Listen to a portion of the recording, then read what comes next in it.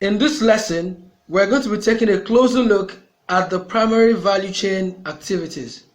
The primary value chain activities have an immediate effect on the production, maintenance, sales, and support of the products or services to be supplied. Now, let us begin to look at where the value of a product comes from. The first set of activities is called inbound logistics. The activities involved in getting the raw materials or basic ingredients needed to create the finished product. Inbound logistics refers to the activities involved in getting the raw materials or basic ingredients needed to create the finished product. All the activities involved before you even start to process the raw material has started adding value to the finished product. All the activities involved. So getting the raw materials from your supplier to your factory, that cost, the procedure, the process of getting it to your factory has already started adding value to the product. So every activity involved in getting the raw materials or the ingredients needed is a part of the value chain. So the next set of activities is the operations. These are the actual activities involved in converting the raw materials into the finished product. These are the activities involved in converting the raw materials to the finished product. So this is the processing part. This is where processing comes in. The processing, maybe like getting your palm seeds, converting your palm seeds to red oil. The activities involved in converting the palm seeds to red oil. Every activity involved there falls under operations. Then we now move to outbound logistics.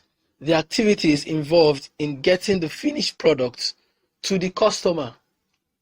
The activities involved in getting the finished products to the consumer.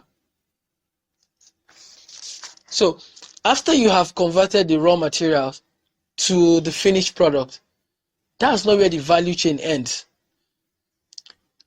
Every activity involved in getting that finished product to the consumer also adds another level of value to the product or service.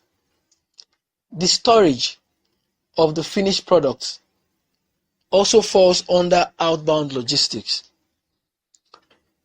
Then how the product is distributed to the various locations where it is needed is also part of the outbound logistics. Now we move to the next set of activities, which is marketing and sales. Do you know that the customer is supposed to pay you for advertising your product or service to him or her? This is how it works. As a customer, I have a problem. I need a solution, but I don't know where that solution is. Now, you as an entrepreneur, as a businessman, as a business owner who has identified that I have a problem, and you want to reach me to let me know that you have a solution, you have to do advertising to get to me. So, but when I see your advert on the television, on social media, I am happy because I have a problem and I've seen a solution. So I am supposed to pay you, and I'll be happy to pay you for telling me that you have a solution to my problem because I have been looking for a solution. So your marketing activities adds value to your product or service. It adds value to your product or service. So understanding these activities would help you to be able to defend your price and to stand by your price with so much confidence because you understand that these activities added value to this product or to this service. So we move to the next one, which is service, and this includes the activities involved in enhancing customer experience after the sale of the product or service has been finalized. This is like when you call to follow up. So the money you spend to call to do follow up after the customer has bought the product, to ask for feedback, how the experience the customer had, the type of system that you put in place to do the follow up, the type of customer, the type of staff that you hire to do that follow up, the type of training that they've gone through to be able to communicate with the customer in a way that is pleasurable, that is pleasing to the customer, also falls under the service. Then installation, maintenance. These activities add value to the product and the service even after it has been sold.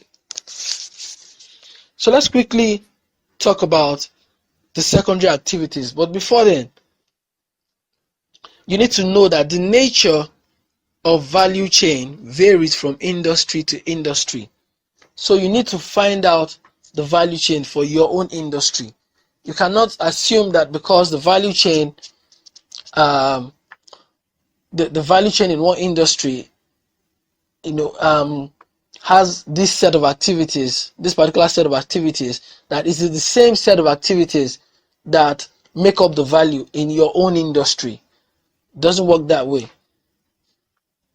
So you need to find out what are the various activities that add to the value of my product or service within my industry.